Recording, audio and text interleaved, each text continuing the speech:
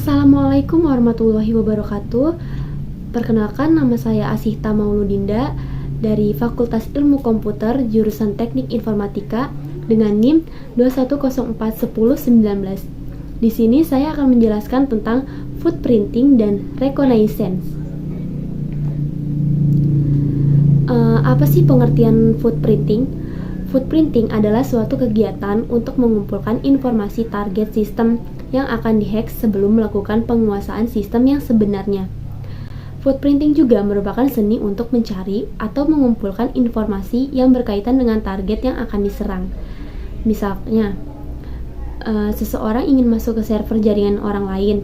Yang dilakukan terlebih dahulu adalah dari mana asal-usulnya jaringan tersebut, bagaimana security jaringannya, dan rute jaringan untuk persiapan bebas dari berbagai hal yang berkaitan dengan target. Menurut Certified Ethical Hacker atau CEH, footprinting ini dikatakan penting karena 90% waktu seseorang hacker dan cracker dihabiskan untuk mengumpulkan informasi. Sedangkan 10% untuk melakukan percobaan menguasai sistem server atau router. Footprinting dapat dibagi menjadi dua, yaitu 1. Inner footprinting, 2. Outer footprinting. Istilah pada footprinting yaitu ada open source atau passive information gathering, yang kedua active information gathering atau mengumpulkan informasi aktif, yang ketiga anonymous footprinting atau footprinting tidak diketahui atau misteri, yang keempat pseudonymous footprinting atau footprinting dengan nama samaran, yang kelima organizational or private footprinting atau organisasi atau footprinting pribadi, yang terakhir ada internet footprinting. Selanjutnya, apa sih tujuan footprinting?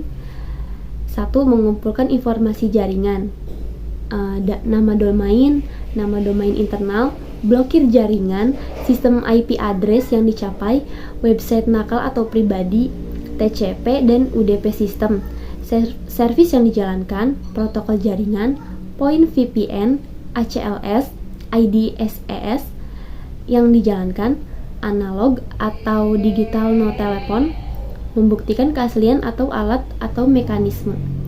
Yang kedua, mengumpulkan informasi sistem, yaitu pengguna dan nama grup, sistem spanduk, tabel routing, informasi SNMP, sistem arsitektur, jenis sistem remote, nama sistem, dan kata sandi. Yang ketiga, mengumpulkan informasi organisasi, yaitu detail karyawan, website organisasi, petunjuk perusahaan, alamat dan no telepon, latar belakang organisasi, dan berita karangan atau siaran pers. Selanjutnya, konsep footprinting, yaitu tahapan pertama pada fase peretasan adalah melakukan footprinting atau pengintaian. Footprinting mengumpulkan seluruh informasi yang berguna mengenai target penyerangan. Pada fase ini dilakukan beberapa hal, yaitu 1. Mengumpulkan informasi dasar tentang target dan jaringan ini. 2. Menentukan sistem operasi yang digunakan, platform yang dijalankan, versi web server, dan lainnya. 3. Dilakukan dengan teknik seperti WHOIS, DNS, jaringan, dan organisasi query. Keempat, cari kerentanan dan eksploitasi untuk meluncurkan serangan. Yang kedua, ada pengertian reconnaissance. Reconnaissance adalah tahap awal dari serangan yang dilakukan untuk memperoleh informasi lebih lanjut tentang target yang spesifik. Dalam konteks keamanan komputer, reconnaissance berfokus pada pengumpulan informasi teknis yang mendalam tentang sistem target.